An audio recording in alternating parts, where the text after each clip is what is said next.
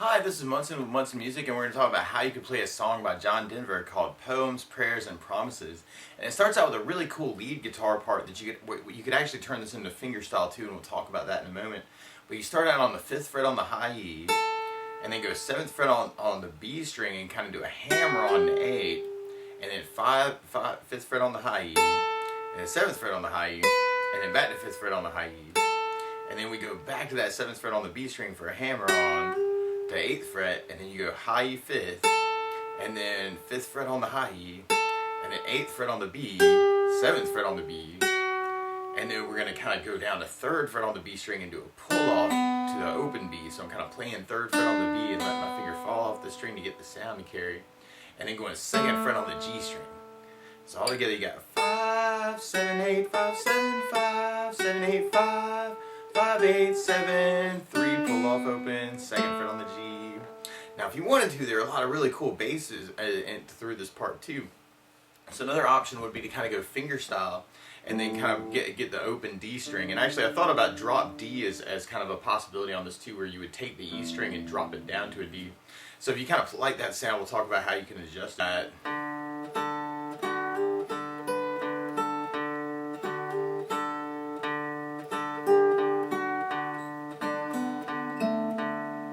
So that's kind of another option that you could kind of work it. But all of those licks are actually kind of working around a D major chord.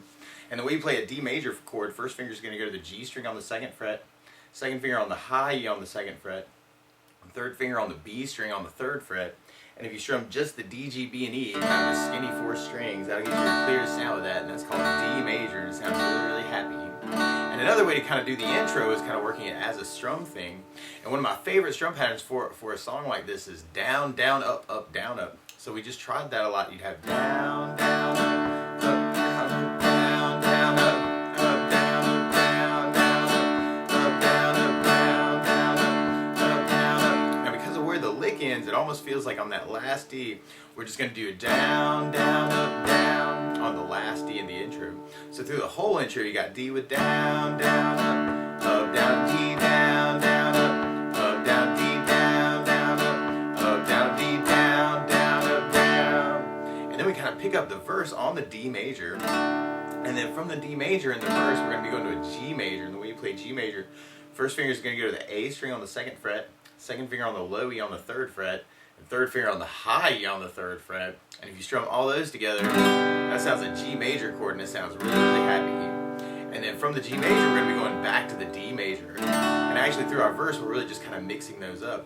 So we tried that with our strum pattern. We had D, down, up, down, D, down, down, up, down, G, down, down, up, down, D, down, down, up, down, D, down, down, up, down, D, down, down, up, down, G, down, down, up, down, G, down, down, up, down, up. And then we'll basically be repeating that until we get to our pre-chorus part. Now, on our pre-chorus, we start on the G major, and then we go to an A major chord. And when we play A major, first finger is going to go to the D string on the 2nd fret, 2nd finger is going to go to the G string on the 2nd fret, 3rd finger is going to go to the B string on the 2nd fret. So it's kind of a big party on the 2nd fret, and that's called A major. It sounds really, really happy. And then we're going to be going back to our D major, and then we go to G major, and then we go back to D. Then we do a B minor chord, and we'll talk about a really easy way to do this. But if you know the bar B minor, you do your first finger across the entire 2nd fret,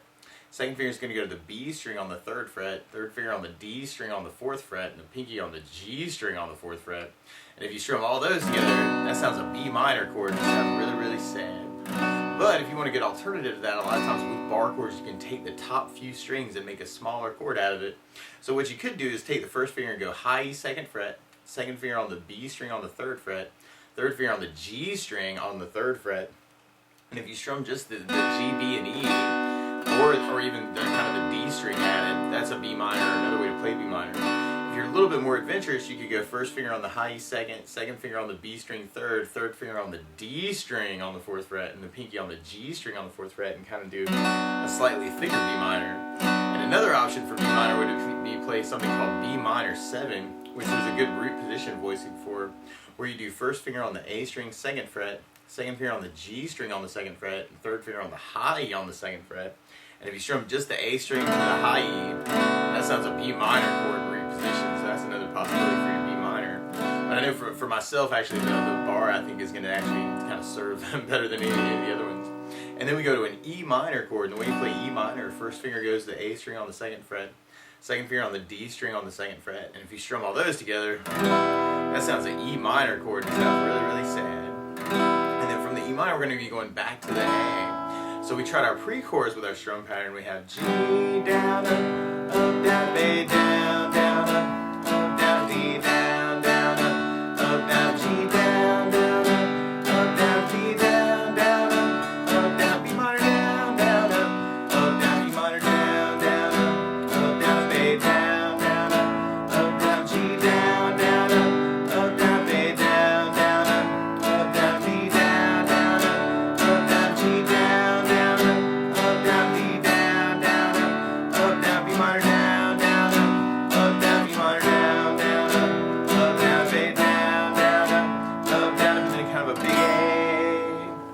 from there we're going to be going into our chorus part.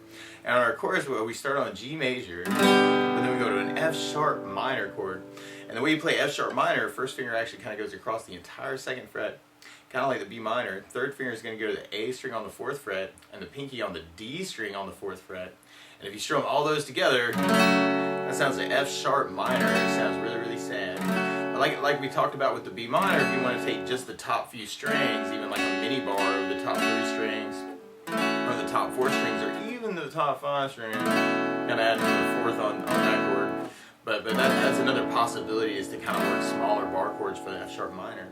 For our chorus with the strum pattern, you got G, down, up, down, F sharp minor, down, down, up, down, B minor, down, down, A, down, down, D, down, down, up, down, D, down, down, up, down, D, down, down, up, down, G, down, down, up, down, A, down, down, up, down, G, down, down, up, down, F sharp minor, down, down, up, down, B minor, down, down, A, down, down, D, down, down, up, down, D, down, down, up, down, D, down, down, up, down, E minor, down, down, up, down, A, down, down, up, down, big A.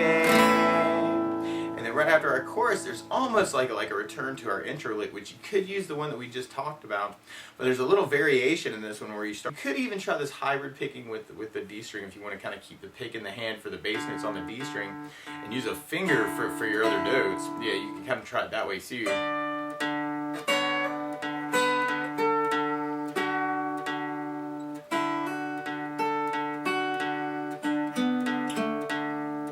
Kind of some cool ways you could kind of get some basses in on that. And I know before I kind of mentioned that you could do a drop D thing, and what I mean by that is, like, if you take the low E string, you could do kind of detune that to a D note, kind of matching it to your D string note, making it a lower D string by tuning it down. And that might be a cool thing to kind of try with some of these licks, actually, that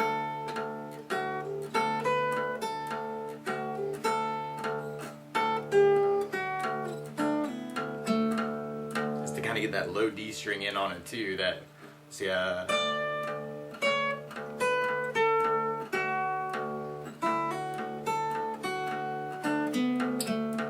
that might be something else you want to kind of play around with, is to kind of try using a drop D.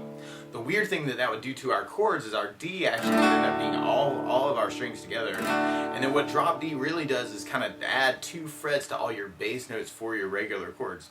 So where we were playing G major, if you were doing a drop D and you were going to chord through it, then all of a sudden you have to take that 3rd fret on the low E and add 2 frets to it. So one way to do that is to kind of go 3rd fret on the high E with the 1st finger, 3rd finger on the low E on the 5th for your G chords. We actually have to do that with all our chords in a way, or at least anything with a low E root. So your F sharp minor would get to be the weirdest one, kind of adding in those 2 frets. So that might be something else you want to play around with.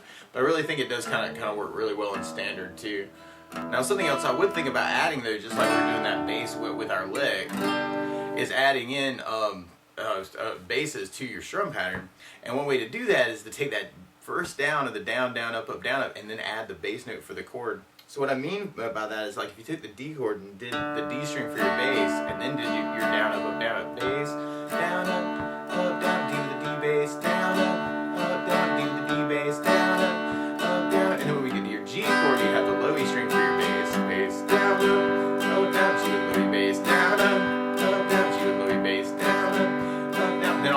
chord, you have the A string for your bass. So A bass, down, up, down, A with an A bass, down, up, down, A with an A bass, down, up, down. And then on the B minor, it'd be on the A string. So you got A bass, down, up, A bass, down, down. If you're doing one of those smaller B minors, you may have to kind of fake that on the G string. And then on the E minor, we'd have the low E string for our bass. So you got low E bass, down, down, E minor with low E bass, down, down, E minor with low E bass, down, down. And then on our F sharp minor, we would have the low E string for our bass on the F sharp minor. So we tried that through our verse, and then you'd have D with a D bass, down, down, D with a D bass, down, down, G with low E bass, down, down, D with a D bass, down, down, D with a D bass, down, down, D with a D bass, down, down, G with low E bass, down, down, G with low E bass, down, down. And then we'd be repeating that until we get to our pre-chorus. And if we tried our pre-chorus, that way you'd have G with low E bass, down, down, A with an A bass, down, down, D with a D bass, down, down, G with low E bass, down, down, D with a D bass, down, down, E minor with an A bass, down, down, E minor with low E bass, down, down, A with an A bass, down, down, G with low E bass, down, down, A with an A bass, down, down, D with a D bass, down, down, G with low E bass, down, down, D with a D bass, down, down, E minor with an A bass, down, down, E minor with low E bass, down, down, A with an A bass, down, down, A with an A bass.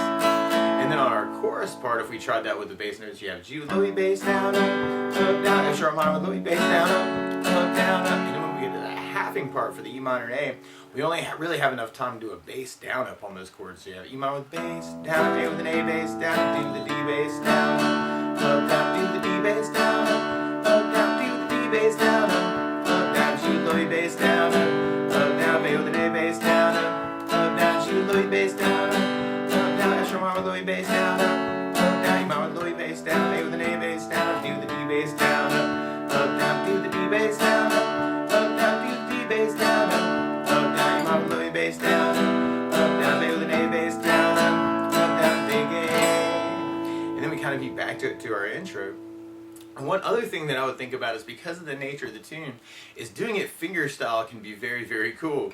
So if you kind of lost the pick for a moment, your thumb with fingerstyle is going to become your bass player and play the low E, A, and D strings. Your index finger's job is to play the G string, middle finger's job is to play the B string, and the ring finger's job is to play the high E string. And one way to kind of do that is just kind of work just thumb, index, middle, ring is kind of a pattern.